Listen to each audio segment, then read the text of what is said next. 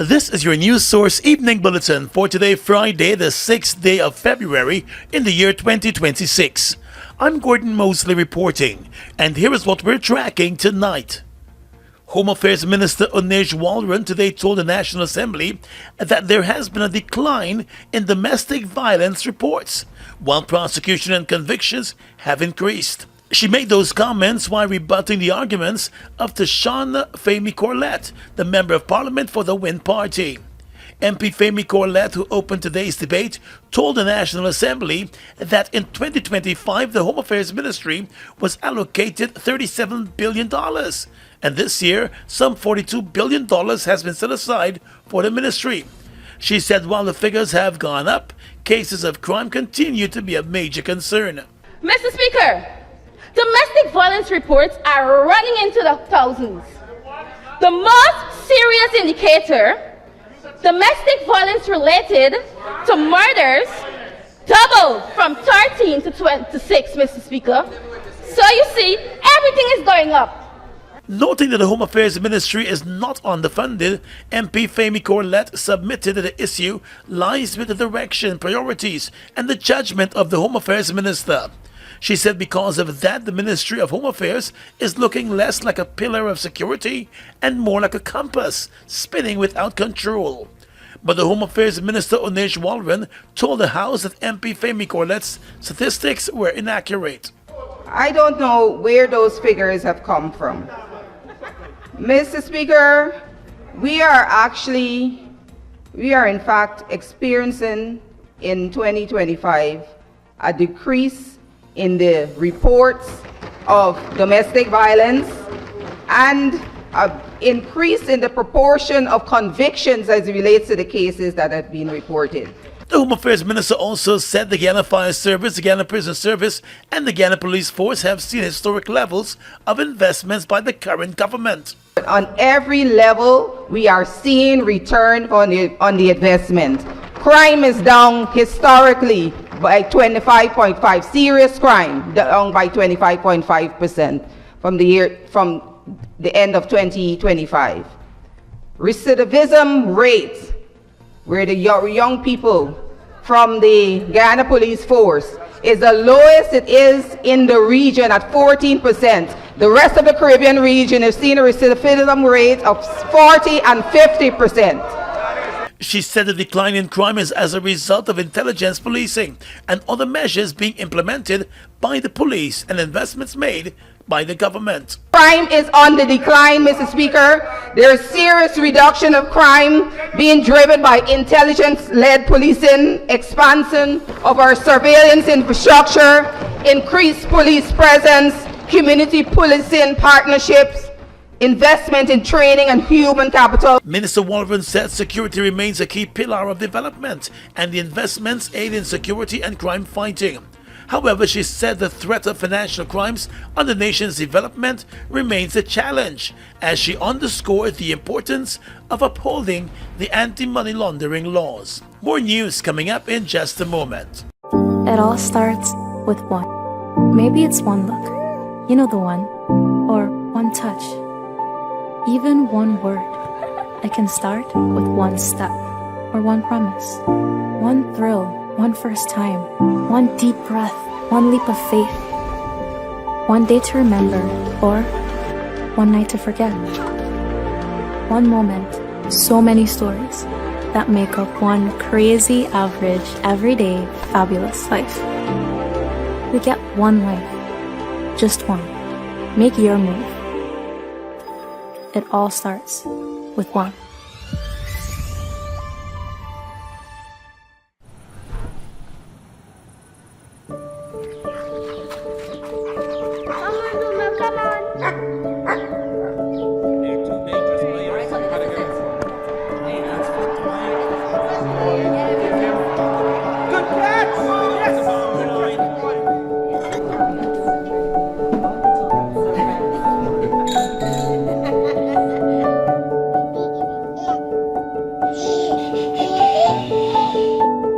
Your own home is so much more than just four walls, floors, and ceilings. It's a lifetime of great memories and stories. Come talk to us and start your journey home today. Republic Bank. We're the one for you. Celebrate Black History Month at the 14th Annual Bob Marley Birthday Showcase, Pegasus Poolside, Friday, February 6th from 7 p.m. Featuring from London, England, international MC DJ Papa Scotchy, from Toronto, reggae star Ras Sanjay, and from Guyana, Bling Ras, aka Zebby, Wi-Fi, DJ China, and London's Mikey Menace and the Revolution Band, plus King Menace Sound System with Selector Walrond and guest artists. Admission $3,000. Tickets on sale at the Pegasus Hotel front desk. Sponsored by Harry Feedback Productions, Geico, Peach Real Estate, Tools Depots Unlimited, Nigel Hines Financial Services, Colors Boutique, Niches Flowerland, and Dexter Todd Law Office. Info line 592-661-2976. One love.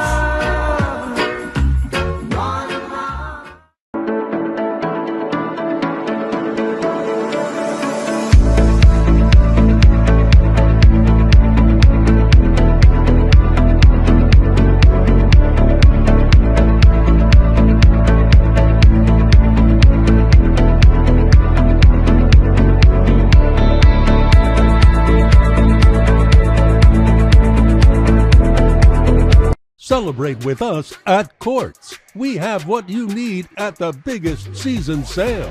Save with great deals and huge savings on select items store-wide. Get unbeatable values on TVs, new arrivals in furniture. Save on select bedroom sets, large appliances, free gifts, and much more. Shop now, pay later. Get huge savings this season, only at Courts. Bringing value home. Offers end February 28, 2026. Conditions apply. Gospel Fest Guyana 2026. Abnormal Praise. Keeping it loud. Mass Night. National Exhibition Center. 6:30 p.m. Join us for an unforgettable night of praise and worship. Featuring Prince Sahab. Christian in the place. Holy Spirit light the fire, make it blaze. DJ Nicholas. Cut it off. Anything I try distract you for cut it off. Samuel Midas. Excited to call your name. I can't be the only one who's a Christian and unashamed. Sean Daniel. Question: who started the waving thing? Who started the waving thing? Faith Korika, Solid You, and several other outstanding ministers. This is the event you can't miss. Bring something to wave. Tickets available now. Check social media for all ticket outlets. Gospel Fest 2026. Mash Night. National Exhibition Center. Keeping it loud.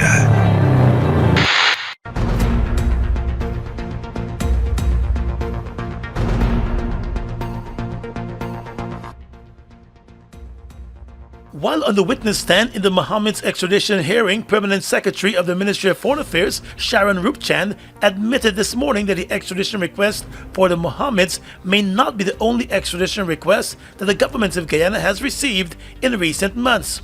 The Permanent Secretary spoke of the Ministry of Foreign Affairs receiving an extradition request on the 26th of November 2025. She did not go into details about that November request or the person or persons it may be targeting. Last year, the U.S. issued sanctions against a Guyana police force officer and 2 other Guyanese men, along with 2 Colombian nationals, over their alleged links to cocaine trafficking. Local authorities have been mum on whether any local probe into the U.S. claims has taken place.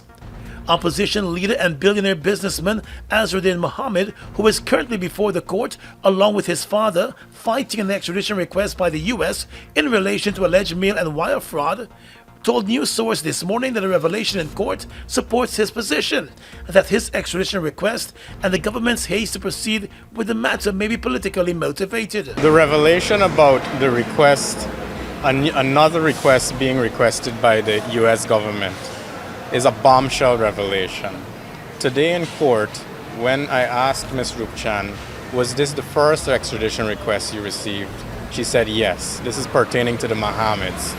After she received, according to her testimony in court, she received the Mohammeds extradition request during the night hours of the Thursday night on the 30th of October. The very next day, as you know, the Mohammeds were arrested and brought to court right away on the 31st of October. Of course, we know that Parliament was scheduled for the very next working day. Today, Ms. Rupchan admitted in court that as long ago as the 26th of November, she also received another extradition request from the U.S. government. To date, we are unaware of any defendant being brought to court from then to now on a fresh extradition request for the United States government. Mohammed said it is surprising that the government may have received other extradition requests more than 2 months ago and has not acted, but the request against him and his father was acted on within days. Meanwhile, the Mohammeds have hired a Trinidadian senior attorney who specializes in extradition matters to join their legal team. Well, more than 2 years after a deadly Guyana Defense Force helicopter crash claimed the lives of 5 servicemen, the government of Guyana appears set to keep the findings of the investigations top secret. There have been continuous and growing calls for the report into the deadly crash to be made public. Just this week in the National Assembly, Member of Parliament Amanza Walton Desir of the Forward Guyana Movement and Member of Parliament Terence Campbell of the APNU renewed the calls for the report to be released. However, in responding to those calls last evening, Minister of Aviation and Public Utilities Deodat Indar said that because the aircraft was owned by the GDF and the flight was controlled by the military, the incident would be exempted from public release of the findings of the investigation report. When you have a flight that is under the state control, listen, you're going to learn something, boy. When you have a flight that is controlled by the army or the state, it is governed by the Chicago Convention. It is governed by the Chicago Convention, and it says, and I read, aircraft used in military, customs, and police services shall be deemed state aircraft. And because of this, which country that has military operation disclose to the public about when you have incidents or accidents? Find the country. It is a military operation within the virtue of the National Security Board. This is the first time that the government is pointing in the direction that it may not disclose the findings of the deadly helicopter crash. Government officials had made previous statements which indicated that the report would have been released upon completion of the investigations.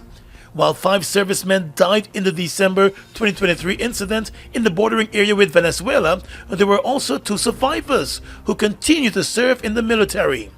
While the Guyana Defense Force provided information on the crash in its aftermath, it has been very protective of statements coming from the 2 surviving servicemen. Those who lost their lives in the helicopter crash were Commander of the 1st Infantry Battalion, Colonel Michael Shahood, veteran pilot Lieutenant Colonel Michael Charles, who was in command of the helicopter, Lieutenant Colonel Sean Welcome, retired Brigadier Gary Beaton, along with Sergeant Jason Kahn. It is suspected that pilot error might have contributed to the crash. Minister of Local Government Priya Manik Chen has announced that the government intends to boost the capacity of the 90 local government organs in the country this year, even as it pours billions of dollars into the rehabilitation and the construction of markets, roads, bridges, and landfill sites and other critical facilities. In lending her support to this year's national budget, Minister Manik Chan said to give further effect to the local government laws intended to decentralize services within towns and villages, her ministry will enhance the capacity of the 70 NDCs, the 10 municipalities, and the 10 RDCs to ensure better delivery of services. The mission is to now build capacity. We have good people there. We have good people in these places. We have elected people in these places, and that's what matters. So how do we make sure every single local government organ works? We're going to have to start with building capacity. We're going to have to start with training massively, not only the people who are serving, but the people who are to be served. Based on the budget document tabled in the National Assembly, NDCs will be provided with an annual subvention of $30 million each, while the 10 municipalities will get a $50 million subvention.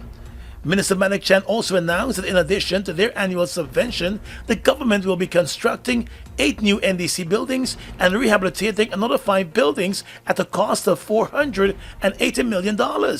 Another $150 million has been set aside for the repair and upgrade of a number of municipal buildings, including the Rose Hall, New Amsterdam and Mahdia Town Council buildings. Manik Chan told the House that in the area of solid waste management, 8 new landfill sites will be constructed at strategic locations. The landfill sites, according to the minister, would be modern and would include circular waste management. We were looking at linear ways in the past, where we look at usage and disposal. We're now looking at usage, disposal, reusing. That would mean, Mr. Speaker, that would mean that we have to now introduce things like recycling, not only to the landfill site, but to our children, to our populations, to our homes. We're going to have to dispose of our garbage differently. Plastic in one place, paper in one place, mahi pal in another place. We're going to have to look to dispose of our garbage differently, Mr. Speaker. It was also explained that communities in close proximity of the Hague-Bosch dumpfill site on the east bank of the Marara, including Providence, Eccles, Windsor Estate and Prospect, were complaining about getting a foul odor. However, the minister said the issue has been resolved. Roads leading to the landfill sites, the local government minister reported, will be built at a total cost of $1.2 billion. It was also announced that every single municipality and neighborhood democratic council will receive a compactor truck to assist with solid waste management, in addition to purchase of bins, shredders, and compactors.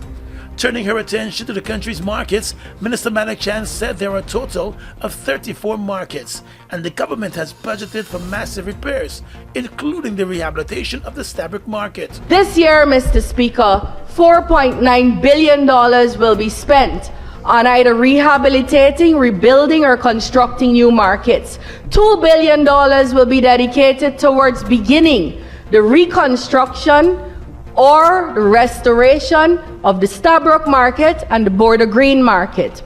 The other markets that will be done, Mr. Speaker, are East Rumveld, trust me, test me. The other markets that will be done, Mr. Speaker, are East Rumveld, Alboystown, Rose Hall, number 7 to 9, New Amsterdam, Mahdia, Lethem, Mackenzie, Port Kaituma, Soddy, Lenora, Zeeland, Vredenhoop. Those are all new. Zeeland, Vredenhoop, Tushen, new markets. Port Drawing, new market. Monrepo, a vending area, the Diamond Hospital area, a place at the junction of Soesdijk, the Tamerim Neighborhood Market, Bath Market, Rosignol Market, Palmyra Cultural Market, Port Morant Market, Soesdijk, Better Hope Vending Area, and so Mr. She also said the government wants vendors to operate in a wholesome environment and customers being given the best experience. The local government ministry will also be placing emphasis on green places and spaces and recreational facilities and other initiatives.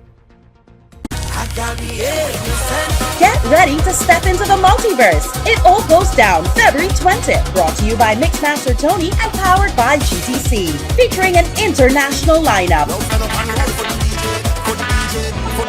Added Rankin from St. Vincent, Barry Hype out of St. Lucia, Brandon Duke from Toronto, the Spaniard from Antigua, DJ Optimus from Trinidad, and a major home team representing Guyana.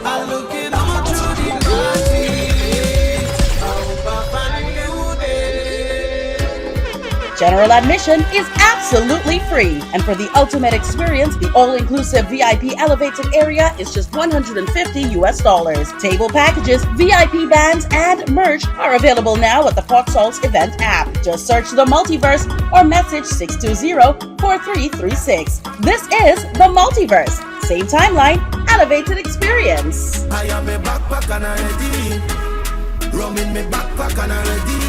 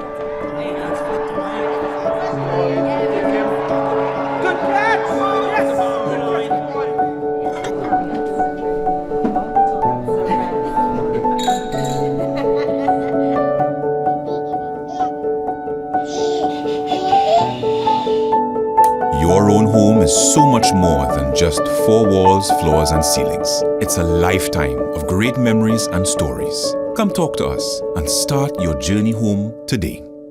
Republic Bank. We're the one for you.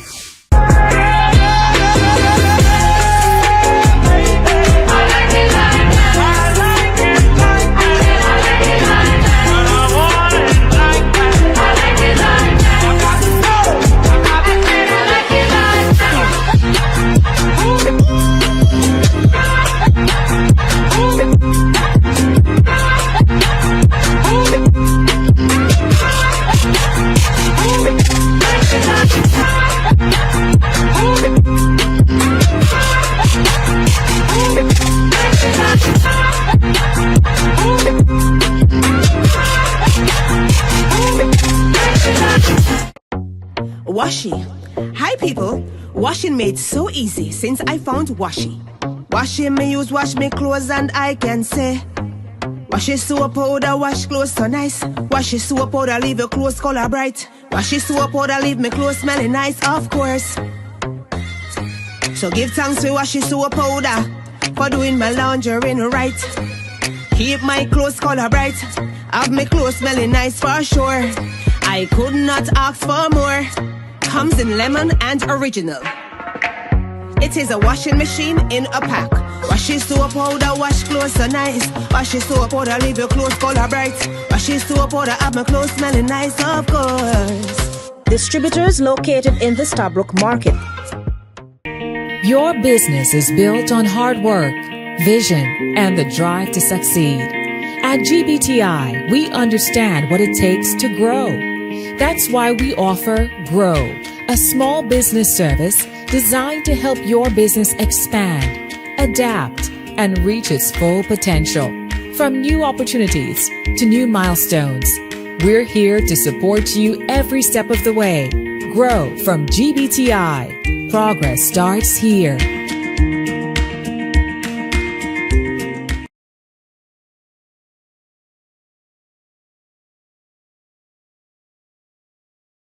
Parliamentary leader of the APNU, Dr. Terence Campbell, has called out the government for what he sees as a deliberate attempt to undermine the country's healthcare workers, pointing to reports of plans to hire foreign nurses from Bangladesh.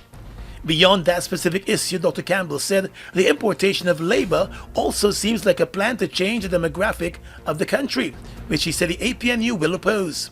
Contributing to the budget debates last evening, Dr. Campbell said local nurses have been leaving the country in large numbers, and he believes the government is directly contributing to the hemorrhaging by not putting measures in place to address the concerns of healthcare workers. But, Mr. Speaker, and I'm going to jump ahead, there's a nefarious plan of this government. They want to get rid of the local nurses and to bring Bangladeshi nurses. Mr. Speaker, it is not lost on me that 150 Bangladeshis voted in the national election at Ogu. They had a polling station organized for them, sir. And it is this importation.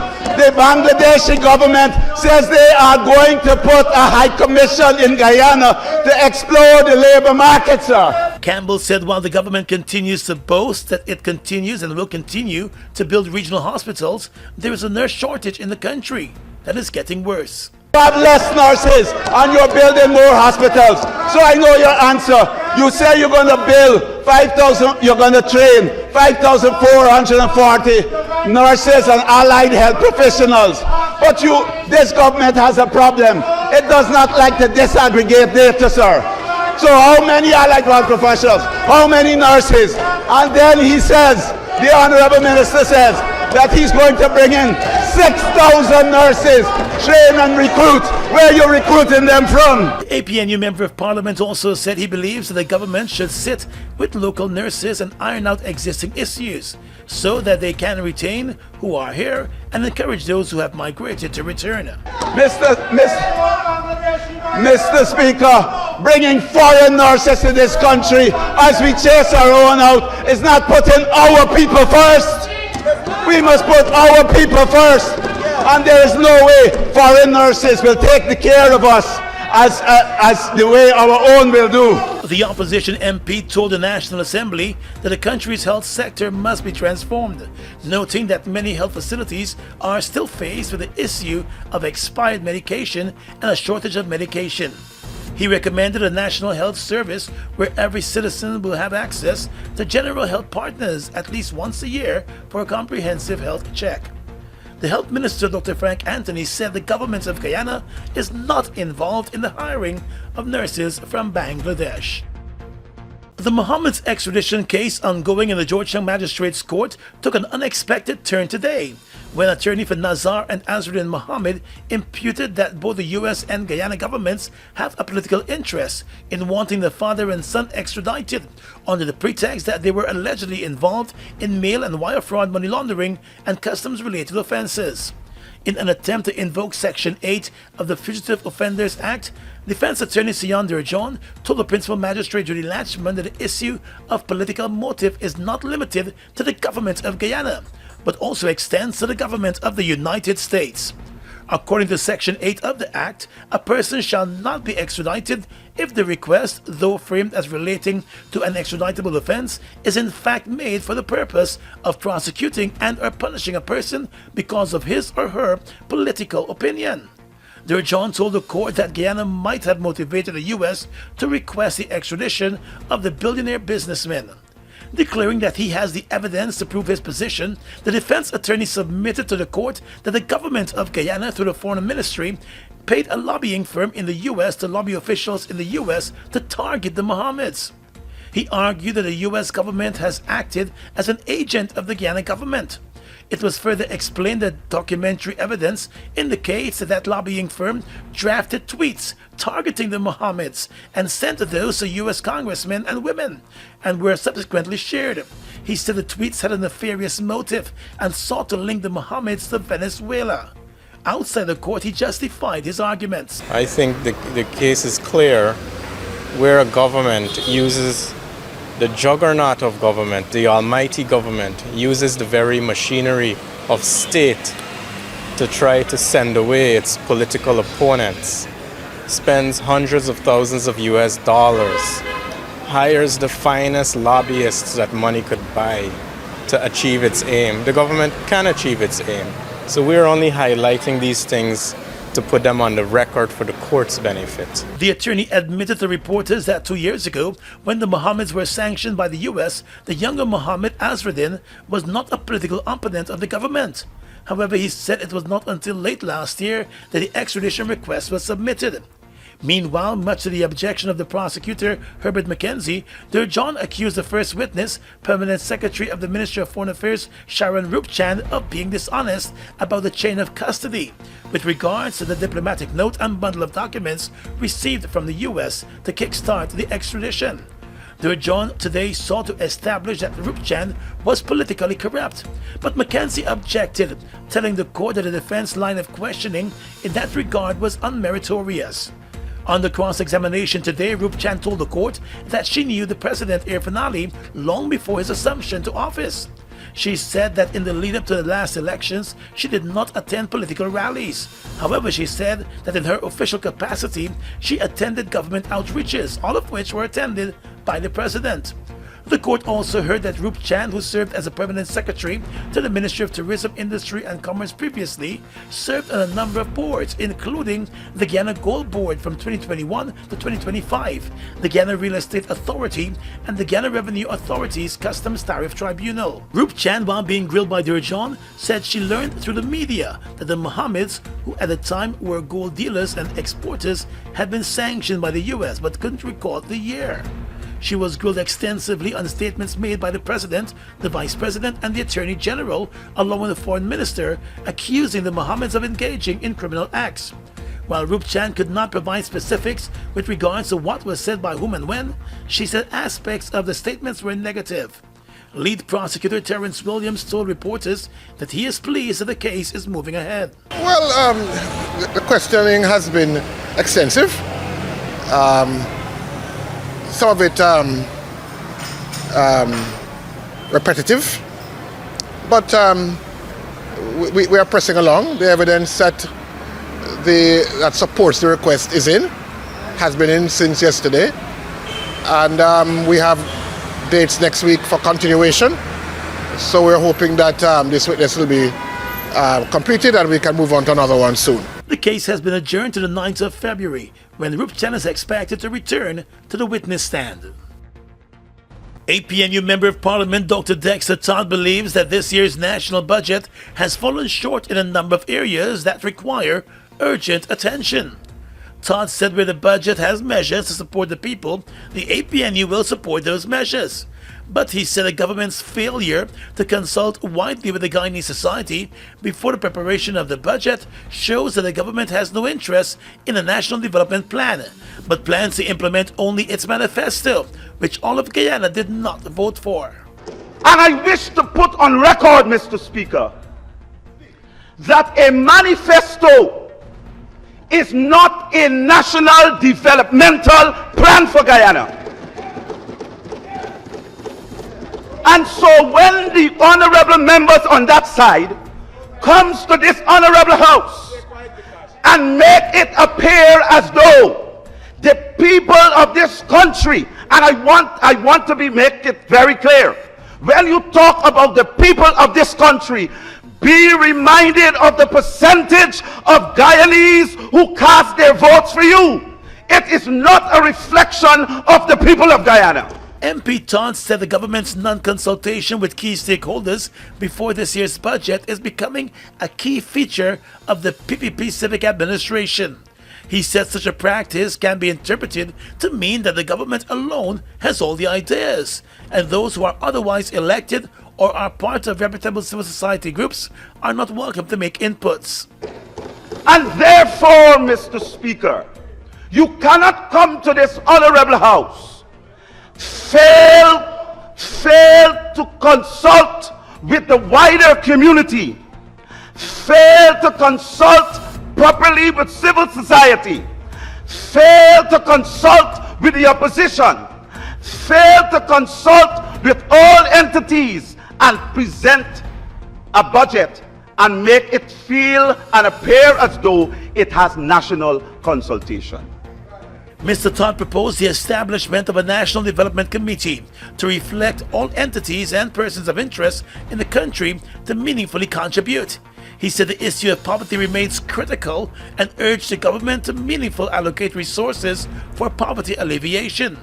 He also said the budget should have sought to address the challenges being highlighted at the Guyana Elections Commission.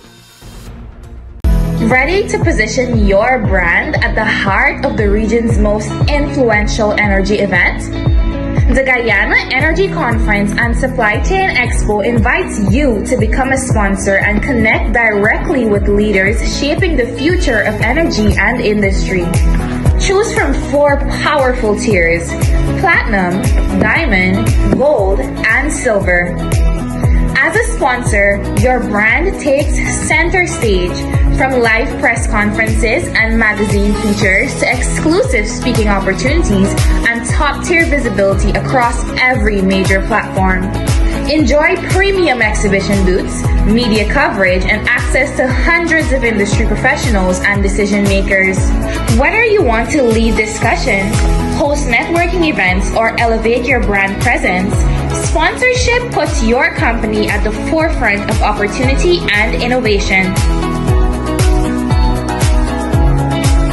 First-time homeowner, ready to build a dream house but worried about getting your plans approved? The Single Window Planning Approval System makes it easy. One application, one online platform, faster, simpler house plan approval. Visit our website to kickstart the process at singlewindow.chpa.gov.gy. No running around, no confusion, just clear steps and efficient service, all in one place.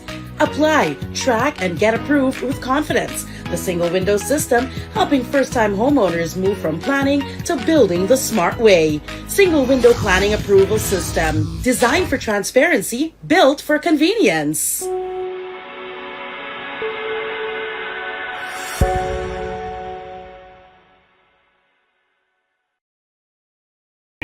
Your business is built on hard work, vision, and the drive to succeed. At GBTI, we understand what it takes to grow.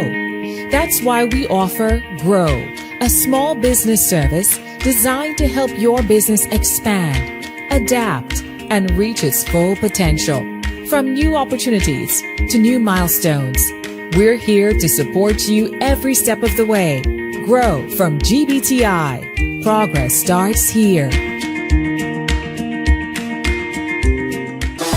Fruitopia, Fruitopia, it's a drink that's hype. Citrus punch, fruit punch, tastes nice. Guava, pineapple, that give me a vibe. We no want nothing less compared to the rest. Fruitopia the best. Quench any thirst when it comes to the test. Perfect thing for my lunch. Flavors pack a punch. Fruitopia, Fruitopia, it's a drink that's hype. It's citrus punch, fruit punch, tastes nice. Fruitopia, the drink that rocks your lunchtime. Guyana's economy is rapidly transforming, and we're all part of it. Guyana is at the forefront of this development by providing reliable and efficient energy and supporting community development from the very core. 100% of Guyana's profit goes back to building schools, roads, and other important infrastructure that connects our cities and towns, providing fuel to domestic, marine, industrial, and aerial transportation. Guyana has now repositioned itself as a market leader in the petroleum industry, building a better future for all of us.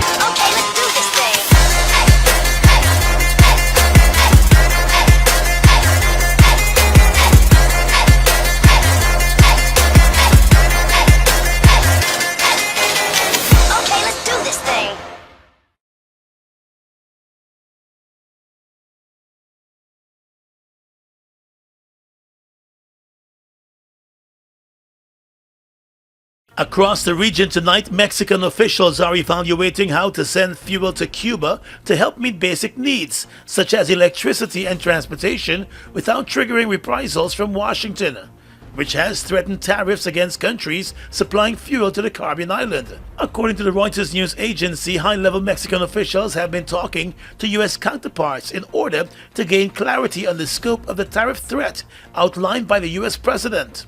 The White House referred to Reuters to previous comments by Trump, who on Monday told reporters that Mexico would stop sending oil to Cuba, without elaborating on why he believed that to be the case. The U.S. State Department and the Mexican presidency did not immediately respond to requests for comment. Mexico's foreign ministry said it had no information on the issue. In Jamaica, 50 alleged cases of sexual harassment, mostly involving public sector workers, have been referred to the tribunal established under the Sexual Harassment Protection and Prevention Act to hear and adjudicate complaints. The disclosure was made this week by Sharon Robinson, the principal director of the Bureau of Gender Affairs, during a presentation to the caucus of women parliamentarians. Robinson told the female lawmakers that more than 60% of the cases submitted to the tribunal have already been resolved, while the remaining matters are still being addressed. She also noted that the tribunal was sworn in on the 13th of July last year, and explained that it is chaired by a retired judge, supported by 2 attorneys serving as deputies. And finally tonight, international news. Ukraine and Russia concluded the second round of U.S. brokered talks in Abu Dhabi yesterday, aimed at ending Europe's biggest conflict since World War II, with the two sides conducting a major prisoner swap and agreeing to resume negotiations soon. The U.S. President Donald Trump's special envoy, Steve Witkoff, said the delegations from the U.S., Ukraine, and Russia had agreed to an exchange of 314 prisoners of war, which took place on Thursday. It was the first such swap in 5 months.